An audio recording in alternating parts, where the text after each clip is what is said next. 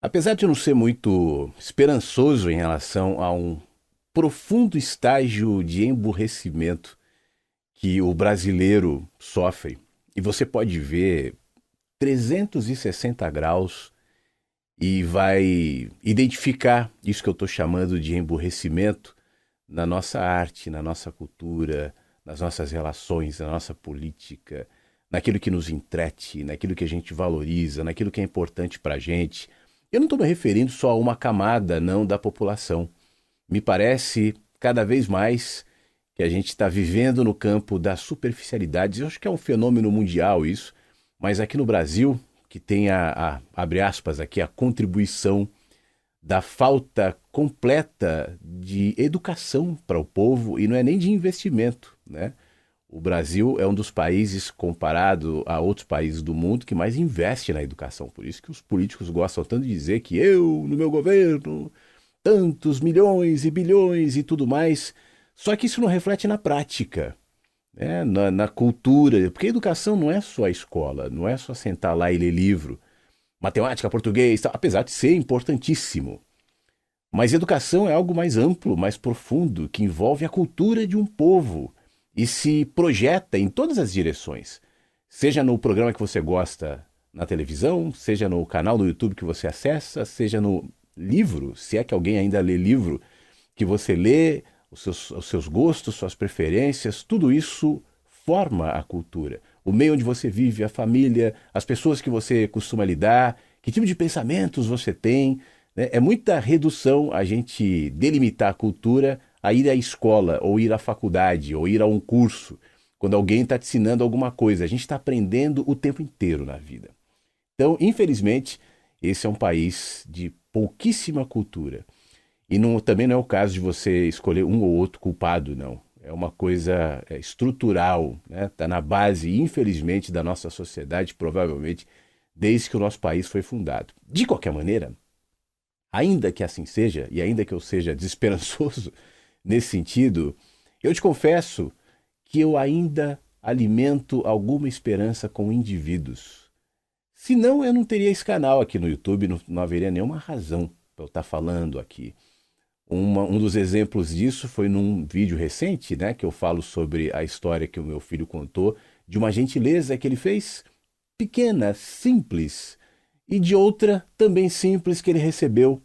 E a gente vai vendo pontuações de gentilezas, né? E de alguma maneira, como eu falava no meu vídeo anterior, isso esquenta o coração, isso nos alimenta de alguma maneira, mesmo diante de uma situação onde você olha, como eu dizia há pouco, 360 graus e só vê insensatez, insanidade, enfim. É fácil perder a esperança com a humanidade. Agora, eu acredito também no ato de furar bolhas, de abrir a mente, de enxergar um pouco mais. E eu tento contribuir minimamente aqui com o meu canal. Mas existem outras maneiras. A literatura, por exemplo, é poderosíssima. Por isso que eu falava agora, né? Quem é que lê ainda? Cada vez menos gente lê, e uma crítica que eu faço é que os poucos ainda que leem, na sua maioria, leem livros pragmáticos. Nada contra. Como ganhar dinheiro, como ficar rico, como administrar uma empresa, como fazer amigos, como isso ou como aquilo. Tudo bem, pode fazer algum efeito, pode valer em algum momento, mas esse tipo de leitura não tem o poder de nos aprofundar e de nos abrir a mente que a literatura tem. Os códigos, as palavras, a maneira como o texto e as histórias são colocadas tem um efeito que a internet não tem, que a televisão não tem, que um livro pragmático não tem. Diante disso, eu quero te indicar um livro. Não é a primeira vez que eu gravo vídeos sobre esse livro. Eu estou voltando a ler A Revolução dos Bichos, do George Orwell, um livro publicado logo depois da Segunda Guerra, em 1945, que conta a história de bichos oprimidos num regime ditatorial, né, promovido pelo dono da fazenda. Isso vai gerando neles uma revolta, até quando eles resolvem fazer uma rebelião. A ideia da rebelião é expulsar o dono da fazenda e fazer um regime aberto, igualitário, justo, onde todos os bichos são iguais. Só que com o tempo, e eu não vou trazer spoiler aqui, porque eu quero muito que você leia esse livro, eles vão começando a modificar um pouco essa igualdade. Alguns bichos são iguais, mas outros são mais iguais. Uns são mais iguais do que os outros. E aí eles vão se transformando para um regime que está longe de ser um regime igualitário, como inicialmente foi pensado. Apesar da história ser descrita com bichos, isso revela demais o nosso caráter humano e a nossa incapacidade de projetar um regime igualitário, porque nós não somos iguais, né?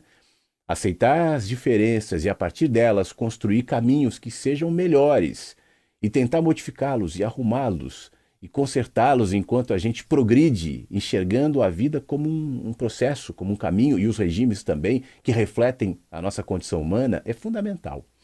Em 2017, eu gravei um vídeo falando sobre a Revolução dos Bichos, está aqui no canal.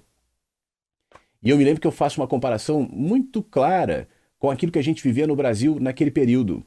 E o quanto os bichos que foram se corrompendo para ocuparem o lugar dos donos da fazenda, e a partir de então eles passarem em conluio com aqueles que antes eles combatiam, promover um regime deles ainda contra os outros bichos, o quanto isso era parecido com o Brasil daquele tempo em que eu gravei o vídeo. Anos depois, 5 anos depois, eis-me aqui falando de novo desse livro e falando de novo desse vídeo e desse tema que tem tudo a ver com o Brasil. Infelizmente, anos passaram. Nesse período, tantas coisas aconteceram, incluindo uma pandemia, incluindo guerra, incluindo crises, incluindo impeachment, incluindo mudança de polos no governo, sai à esquerda, entra à direita.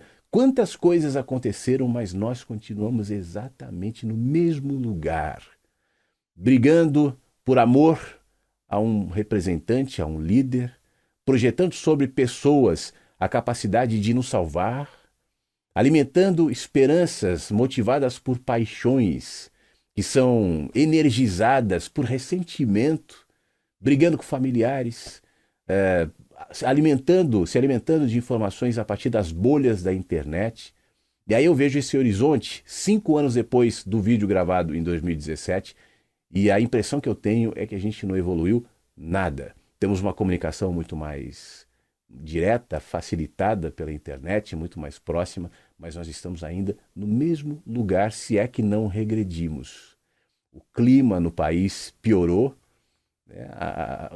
Quem quer que ganhe a presidência agora certamente vai encontrar uma situação muito complicada, não só em matéria de economia e de administração, mas também de condução do povo. Povo dividido, povo brigado, que me gera muita preocupação em relação ao futuro. Mas como eu dizia agora há pouco, sou um cético em relação à sociedade, mas eu sou esperançoso em relação a pequenos vagalumes, pequenos indivíduos que aceitam acender luzinhas sobre a mente, a partir da literatura também, e a partir de um autoquestionamento, como eu tenho falado tanto, né, promovem onde passam, onde estão, o bem-estar, como a gentileza que eu falava agora há pouco.